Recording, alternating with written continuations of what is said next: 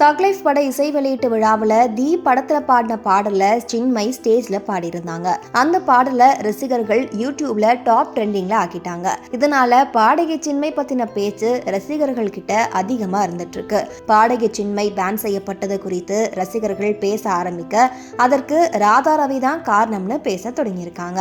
இந்த நிலையில இது குறித்து ராதா ரவி சமீபத்துல பேசியிருக்காரு.